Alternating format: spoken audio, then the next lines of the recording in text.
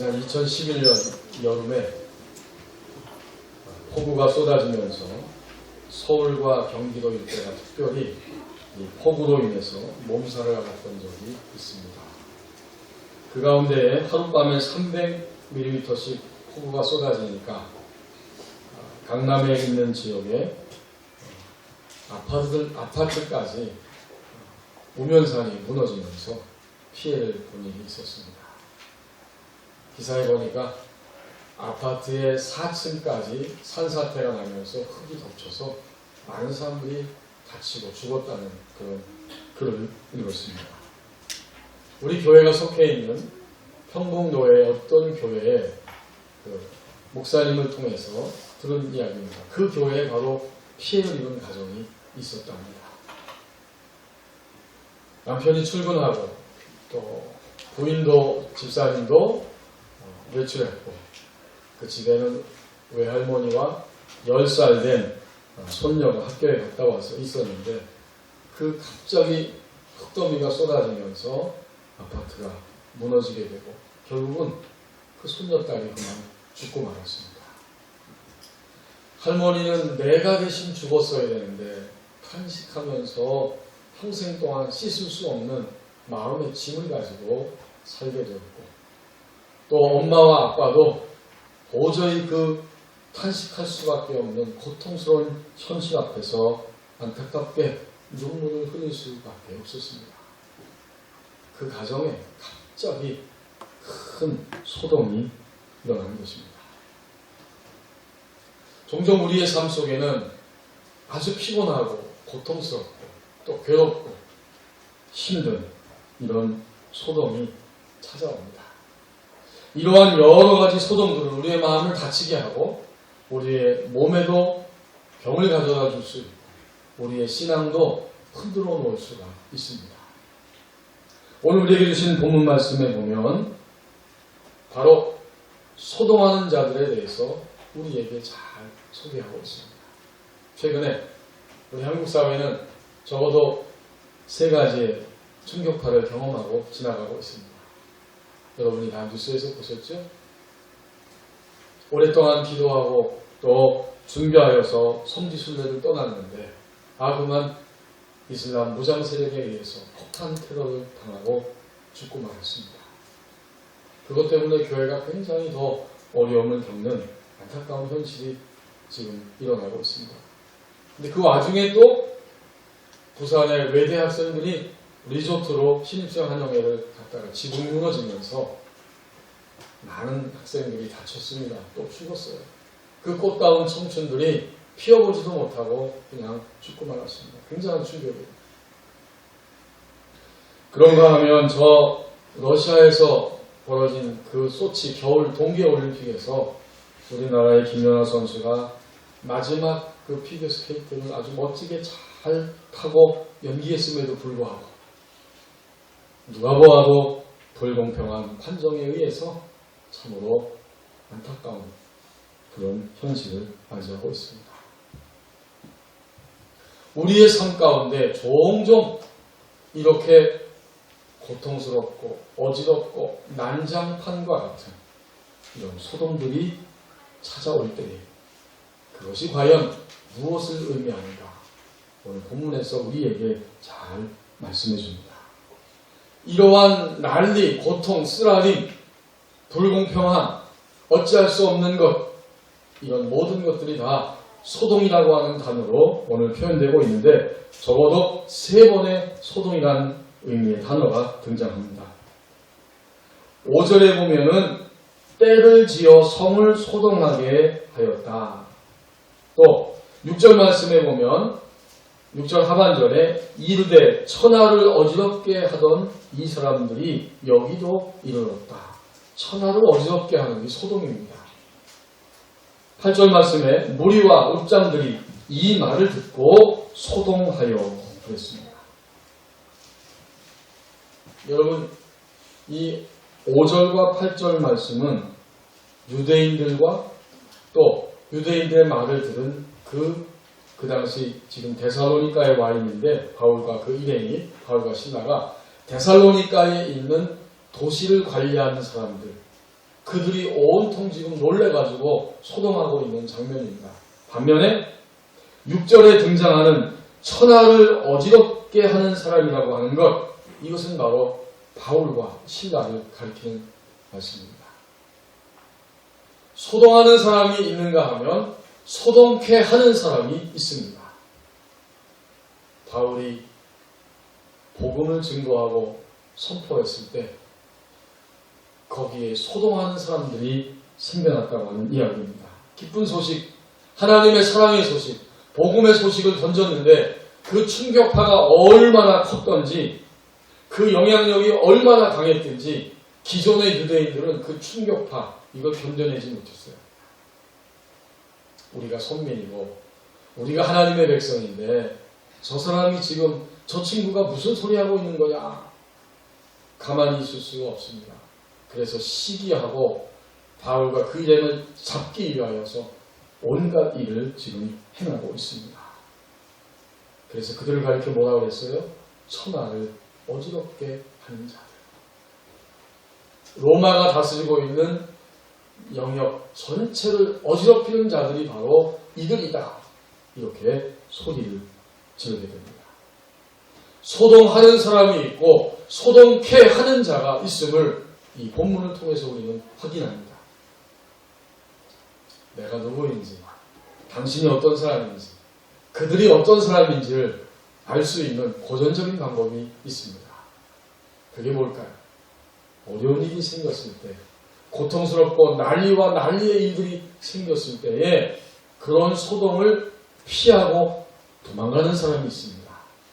반면에 다른 사람들은 그것을 받아들이면서 거기에 대응하고 그 소동의 의미를 찾으려고 하는 사람들이 있습니다. 아멘. 자기가 당사자고 책임자임에도 불구하고 소동이 일어났을 때 그것을 피하여 도망가버리는 사람들이 있습니다. 미국의 유명한 가정사역자인 가정상담가인 존 가트맨이 행복한 부부, 이혼하는 부부라고 하는 책을 썼는데, 그 책을 통해서 부부가 일생 동안 행복해지기 위해서는 7가지의 원칙을 잘 지키면 틀림없이 행복해진다고 이야기합니다. 그는 수십 년 동안 연구소를 통해서 과학적인 데이터를 분석한 다음에 여러 부부들을 만나서 하나의 그 원칙을 만들었어요. 그게 바로 7가지입니다. 그 가운데 3번째 원칙에 보면 피하지 말라 하는 이러한 원칙이 나옵니다. 상대방에게서 달아나지 말고 진심으로 대하라. 부부 사이에도 상대방을 피하여 자꾸 도망가면 그 부부는 계속 틈이 벌어진다는 거죠. 달아나지 말고 맞서고 서로 대응하고 함께 진심으로 대할 때 부부의 문제가 해결점을 찾을 수 있다. 그런 원칙입니다. 우리에게 소동이 일어났을 때, 우리에게 고통이 찾아왔을 때 그것을 회피하고 외면하고 도망가 버리는 이런 사람들이 있습니다. 반면에 그것을 받아들이면서 대응하는 사람들이 있습니다. 이것은 하나님의 나라의 기쁜 소식, 복음이 증거되고 선포될 때에도 마찬가지로 일어나는 현상입니다. 바울을 통해서 하나님 나라의 기쁜 소식이 증거됐을 때 우리가 오늘 읽은 본문에 보면 사람들의 반응이 2가지로 갈리고 맙니다. 4절 말씀에 보면 어떤 경건한 사람, 헬라 사람 다수, 그리고 또 다른 무리, 그 당시 그 고위층에 있었던 그 관리의 부인들, 귀부인들은 바울을 통해서 권함을 받고, 그리고 바울을 통해서 흘러나오는 말씀을 따라서 드디어 복음을 받아들이고 반응하기 시작했습니다. 그 다음에 5절에 나온 사람들은 유대인들입니다. 자신들과 또 저자, 시장거리에 있는 불량배들을 떼돈을 지어서 몰려가면서 소동을 벌입니다. 복음에 대해서 거절하고 거부할 뿐만 아니라 그것을 싫어하고 시기하고 박해하기 시작합니다. 결국 뭘까요? 복음은 증거될 때에 분리를 가져옵니다. 복음이 증거되는 곳에는 사람들을 분리시켜버리는 이런 일들이 발생합니다. 1차적 분리는 복음을 받아들이는 것과 복음을 거부하는 것이 1차적인 분리입니다. 그래서 우리 그리스도인들이 복음을 증거해야 할 이유가 여기에 있어요. 하나님의 사랑을 여전히 알지 못하는 사람들이 많기 때문에 그들에게 복음을 증거하고 예수 그리스도를 통해서 나타난 기쁜 소식을 사람들에게 알려주어야 합니다. 그럴 때 사람들은 자신들의 모습을 버리게 되고 하나님의 사랑 안으로 들어올 수가 있기 때문입니다. 이게 바로 분리되는 사건이에요. 이것이 바로 1차적인 분리입니다. 자, 그런데 여러분 1차적 분리가 시작되면 곧이어서 2차적인 분리가 다 그대로 진행이 됩니다. 예수 그리스도를 믿고 그리고 나서는 가만히 있는 게 아니에요. 그때부터는 우리 안에 또 다른 소동이 일어나면서 2차적 분리가 찾아옵니다. 우리가 알지 못할지라도 하나님은 그 작업을 이미 시작하셨고 이미 우리 인생 가운데 그것이 진행되고 있습니다.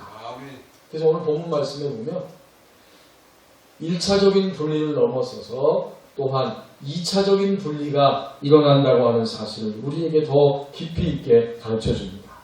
2차적 분리는 뭘까요? 일단 믿음 이후에 하나님이 계속해서 우리에게 요구하시고 말씀하시는 것이 있습니다. 그것을 받아들이도록 우리에게 다가오는 고통과 소란, 소동들이 있습니다. 이걸 통해서 2차적인 분리가 드디어 일어납니다. 원리는 똑같아요. 받아들임과 거부함입니다.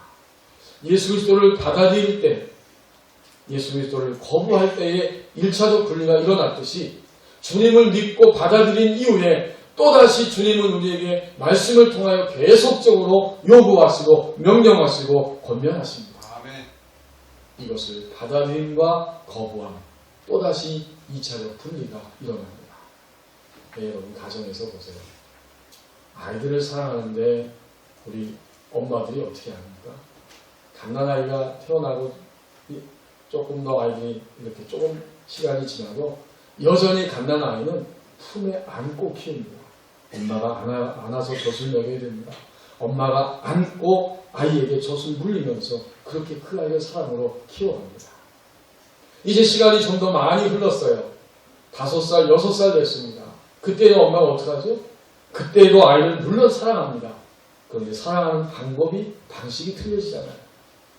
5살, 6살 된 아이도 매일 가슴에 안고 품고 그 아이의 입에 가끔 젖병도 물려주고 밥숟가락을 떠서 그 아이에게 줍니까? 그건 그 아이를 진정으로 사랑하는 게 아니에요. 그렇죠? 5살, 6살 정도 되면 스스로 밥을 먹을 수 있도록 이미 숟갈을 쥐어주고 그 아이가 스스로 밥을 먹으면서 성장할 수 있도록 도와주는 것. 이것이 바로 엄마의 사랑입니다. 아멘. 본질은 똑같이 사랑이지만 방식은 달라진 거예요. 아멘. 청소년 문제를 다루는 상담가들이 이런 이야기하는 것을 제가 읽어봤습니다. 10대 청소년 아이들이 어느 날 자기 아버지에게 또는 엄마에게 반항하고 큰 소리를 낼 때 이 녀석이 나에게 드디어 나이가 들었다고 반항하는구나. 그렇게 여기지 말고 얘가 이제는 독립하겠다고 하는 신호를 보내고 있구나 라고 받아들이라는 거예요. 쉽지 않은 이야기지. 그렇지만 분명한 것은 아이는 계속 성장하고 있고 부모는 성장 속도에 맞춰서 아이를 사랑하는 방식을 바꿔야 한다. 그런 이야기입니다. 아멘. 여러분 아하나님께서 우리가 일단 믿기 시작하면 우리를 사랑하시는 방식이 달라집니다. 1차적 분리는 예수님을 믿는 믿음과 받아들임과 거부의 사건이었다고 하면 2차적 분리는 하나님의 말씀대로 받아들이고 따라가고 순종하느냐 아니면 여전히 옛사람의 모습을 가지고 그것을 끊임없이 거부해버리느냐. 이것이 바로 2차적 분리의 모습입니다. 우리에게 믿기 시작했느냐? 그렇다면 이제는 내가 너에게 명령하는 모든 말을 귀담아 듣고 그 말을 따라서 너희의 인생을 살아가야 할 것이다. 아멘. 이게 2차적 분리예요. 성경을 볼까요? 특별히 하나님께서 성경 곳곳에서 그런 말씀을 하시는데 베드로후서 1장 5절에서 11절까지의 말씀에 보면 하나님이 베드로 사도를 통해서 이렇게 말씀하고 있습니다. 베드로후서 1장 5절 이야기 읽어보겠습니다. 그러므로 너희가 더욱 힘써 너희 믿음의 덕의 지식을, 지식의 절제를, 절제의 인내를, 인내의 경건의 형제 우애를, 형제 우애의 사랑을 더하라. 아멘. 우리가 주님을 믿기 시작했어요. 너희가 믿었느냐? 그러면 그 믿음은 가만히 있는 믿음이 아니라 계속적으로 우리 안에 있는 어둠들을 쳐내면서 하나님이 주신 새로운 모습이 쌓여져 가야 된다는 거예요. 그래서 믿기 시작한 자는 그 다음에 뭐가 쌓이느냐? 덕을 쌓아야 된다. 덕이 더해져야 돼요. 여기서의 덕은 윤리 도덕적인, 사람들에게 도덕적으로 점점 온전해지는 이런 모습으로 비춰지는 것을 의미합니다. 그 다음에 덕이 쌓여진 다음에 뭐가 생겨야 될까요? 지식이 생겨야 돼요. 이 지식은 글자 그대로 아는 것입니다. 하나님의 뜻이 무엇인지, 또 악한 영의 그 역사가 무엇인지, 아니면 내 타락한 본성의 요구가 무엇인지 이렇게 분별하는 모습, 이게 바로 지식입니다. 이게 바로 하나님 말씀에 대한 참다운 지식입니다. 아멘. 이런 지식이 더해져야 된다. 이제 지식이 쌓였어요. 그럼 어떻게 할까요? 지식이 쌓인 사람들은 날카롭게 분별하기 때문에 정죄하기 쉽습니다. 그래서 분별력을 가지고 자꾸 비판하고 비난합니다. 뭐가 필요합니까? 절제가 필요합니다. 아멘. 그래서 너희 지식의 절제하는 사람은 궁극적으로 인내가 필요합니다. 하나님의 뜻이 이루어질 때까지, 하나님의 역사가 나의 삶 가운데 분명히 나타나고 보여줄 때까지 인내하면서 하나님을 믿고 살아가야 됩니다. 아멘. 그래서 너희 그 절제 다음에 절제의 인내. 인내하는 사람은 그 다음에 경건을 더해야 된다. 아멘. 인내하다 보니까 어떻게 돼요? 그 사람이 점점 하나님의 모습이 나타나기 시작합니다. 아멘. 이게 경건이에요. 경건하다 하는 것은 어떤 폼을 이야기하는 게 아니라 그의 모습 속에서 하나님을 느낄 수 있고 하나님을 만날 수 있는 그런 모습, 이게 바로 경건입니다. 아멘. 하나님 말씀이 굉장히 정확하죠. 아멘. 경건한 다음엔 형제 우애가 있어야 된다는 거예요.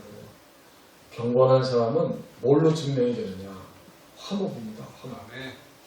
형제 우애. 가족과 이웃과 또 성도들과 함께 화목의 일을 끊임없이 만들어내는 사람. 이 사람이 진정한 경건의 사람입니다. 아멘. 경건이 쌓여지면 그 다음에는 형제 우애의 모습이 나타나야 된다는 거예요. 최종적인 모습은 사랑입니다. 아멘. 너희가 진정으로 화목하는 것은 그 다음에는 모든 사람을 점점 사랑하게 되는 그 방향으로 나가야 된다. 아멘. 여러분, 이런 모습이 이루어지기 위해서 우리 안에서 뭐가 일어나요? 분리가 일어납니다. 아멘.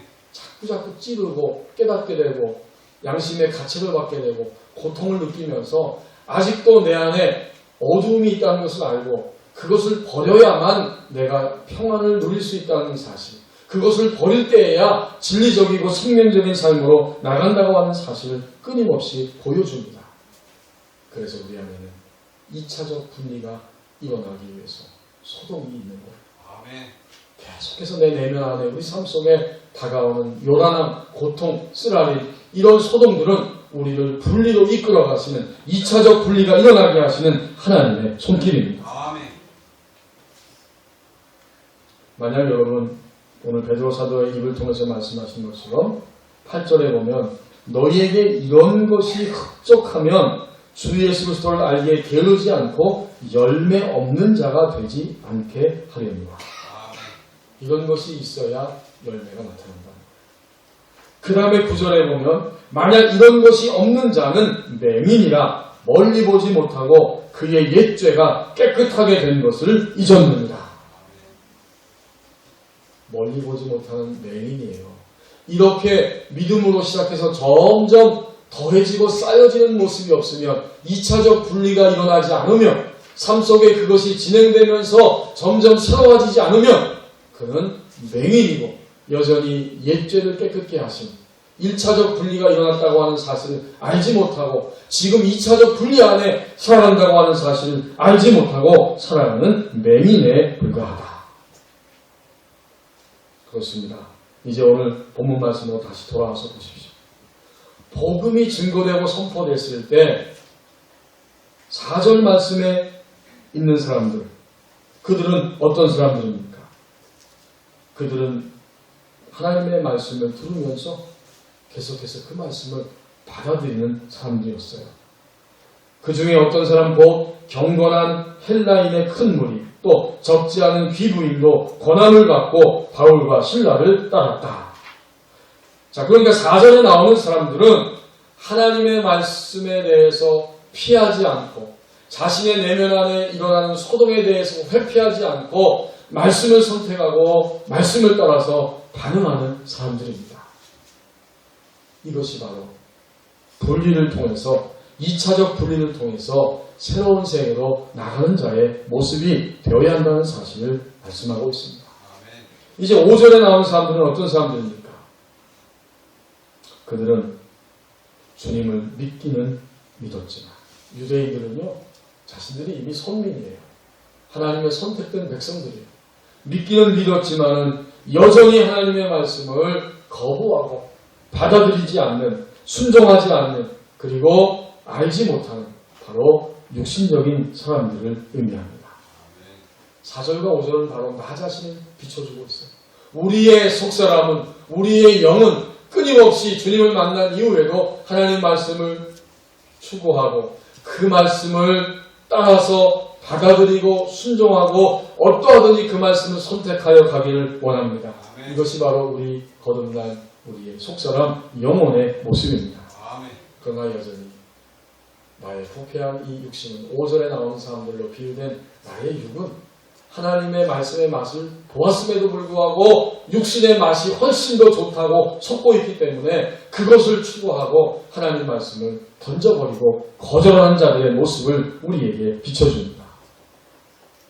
우리의 지정이, 우리의 이 육의 몸, 이런 타락한 본성, 이것들은 주님 말씀을 좋아하지 않아요.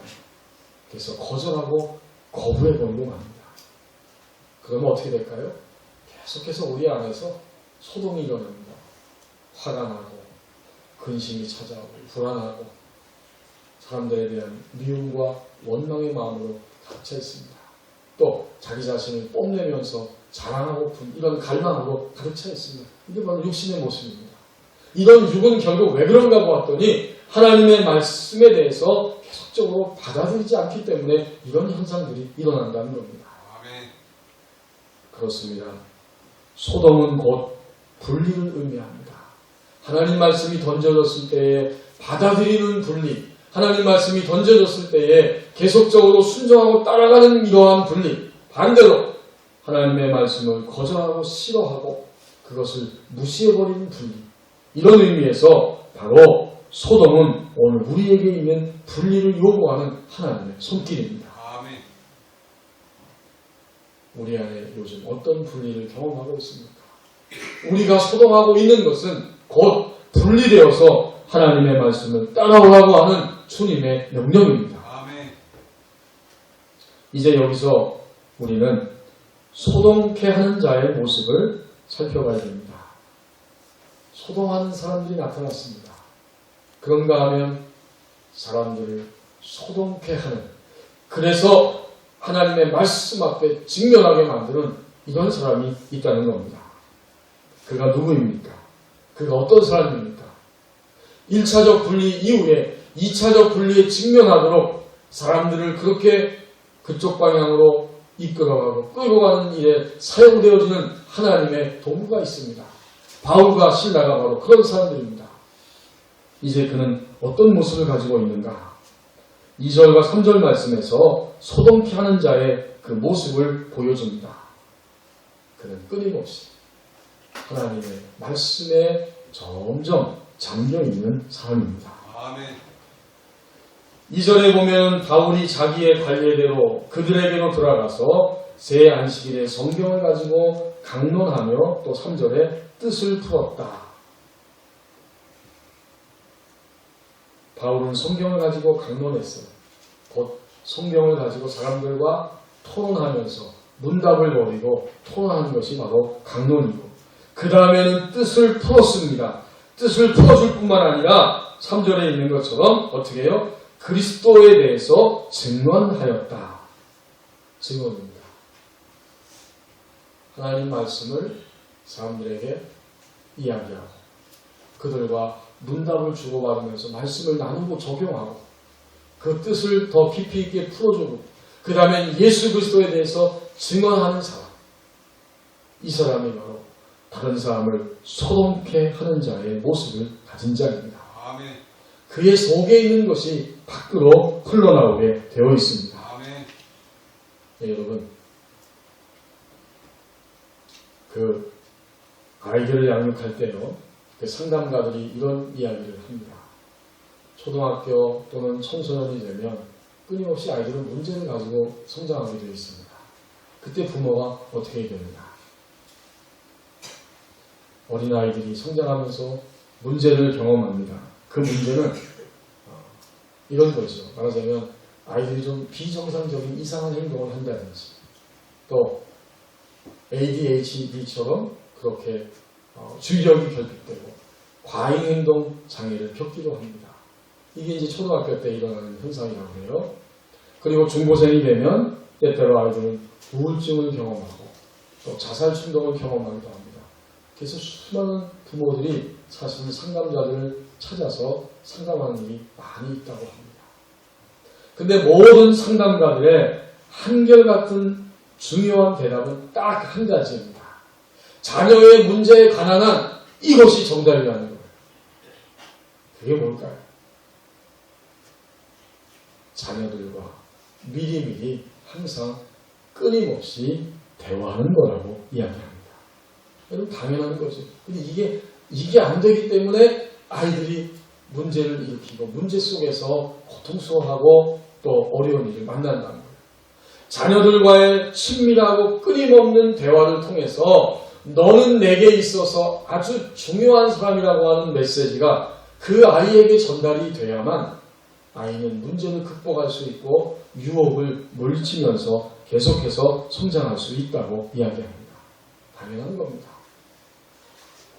부모가 왜 아이들과 끊임없이 대화해야 됩니다. 사랑하기 때문에 그렇고 당연히 또한 이 아이들이 문제와 유혹을 넘어서서 정상적으로 성장할 수 있도록 그들을 이끌어야 하기 때문에 친밀한 대화 속에서 너는 내게 있어서 아주 중요한 존재다. 이 메시지를 끊임없이 던져줄 수 있어야 된다는 이야기입니다. 여러분, 하나님과 우리와의 관계 속에서도 이 친밀성이 가장 우선순위에 와야 합니다. 아멘. 하나님과의 이 친밀한 관계를 통해서 우리는 끊임없이 하나님의 말씀에 깊이 있게 잠겨있는 자가 될 수 있습니다. 아멘. 어제의 말씀, 오늘의 말씀, 그리고 영원토록 우리 인생 가운데 주어지는 이 하나님의 말씀을 통해 하나님과 끊임없는 대화 속에서 살아가는 자가 될 때, 이렇게 하나님의 말씀에 끊임없이 깊이 잠겨 있을 때 우리의 내면 안에 있는 것이 그대로 흘러나오면서 사람들을 소동케 하는 하나님의 역사를 이룰 수가 있습니다. 아멘. 오늘 바울이 바로 그런 하나님의 사람으로 지금 쓰여지고 있는 거예요. 그의 안에 있는 것이 흘러나올 때 그의 말도 그의 행동도 모두가 다 하나님의 말씀이 되어집니다. 아멘. 우리가 하나님 말씀에 깊이 잠겨 있으면 우리의 모든 삶을 통해서 나타나는 것마다 하나님의 뜻이 보여지게 되고 아멘. 하나님의 말씀이 그대로 흘러가면서 사람들에게 증거가 될 것입니다. 아멘. 바울이 하나님의 말씀에 깊이 있게 잠겨 있다고 하는 것을 단적으로 보여주는 단어가 2절에 나오는 관례대로라고 하는 단어입니다. 바울이 자기의 관례대로 그들에게도 들어갔고 안식일에 성경을 가지고 강론했고 뜻을 풀었고 증언하였다. 이 관례라고 하는 단어입니다. 관례. 이것은 곧 익숙한 일이고 습관입니다. 이제 그는 익숙하고 습관처럼 되어 있습니다. 하나님의 말씀이 자기 내면 안에 끊임없이 있기 때문에, 말씀에 잠겨져 있기 때문에 어느 도시 가든지 누구를 만나든지 어느 곳을 가든지 말씀을 사람들에게 이야기하고 삶을 이야기하고, 오늘 우리 식으로 말하면 말씀을 통해서 함께 큐티를 하고 나누고 적용하고 이렇게 하면서 끊임없이 말씀에 잠겨있는 자가 바울의 모습이었습니다. 그가 깊이 잠겨있었기 때문에 가는 곳마다 익숙하게 늘 하던 대로 하나님의 말씀을 증거하고 선포하였고, 그 자리에서 분리가 일어났습니다. 1차적 분리는 예수 그리스도를 구원의 주님으로 받아들임과 거부함입니다. 그러나 일단 믿기 시작하면 그 다음에는 2차적 분리가 똑같이 우리에게 진행됩니다. 오늘 저와 여러분의 삶 가운데는 끊임없이 2차적 분리가 지금 진행되고 있습니다. 하나님의 요구대로 받아들이는 사람, 하나님의 말씀을 거절하는 사람, 거기에 소동이 있습니다. 이러한 모든 소동이 일어날 때 그 소동을 넘어서서 하나님의 말씀을 받아들일 때마다 우리는 육신의 일들을 던져버리게 되고 하나님이 요구하시는 말씀의 요구를 따라 우리의 인생을 살아갑니다. 성도 여러분, 오늘 말씀이 우리에게 도전합니다. 나는 끊임없이 소동 가운데 복잡하고 힘들고 피곤하고 요란하고 고통스럽고 그러한 요란함 속에 지금 살아가는 소동하는 자인가? 아니면 말씀에 끊임없이 잠겨져 있어서 내 안의 소동이 점점 사라지고 하나님의 말씀을 따라 선택하면서 나의 모든 삶을 통해서 사람들을 소동케 하는, 그들을 그리스도에게로 인도하며 소동케 하는 자인가?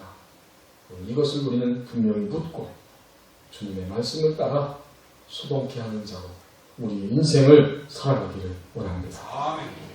기도하겠습니다.